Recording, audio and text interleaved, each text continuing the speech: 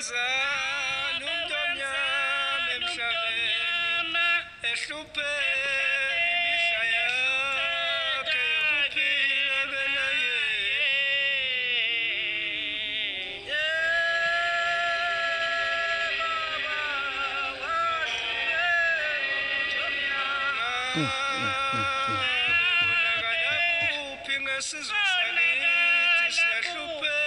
sihlushwa yilo mhlaba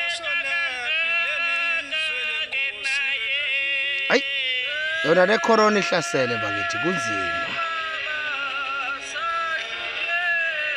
Hayi sithini ke Ramaphosa silungisa la konakele khona ushayile umthetho.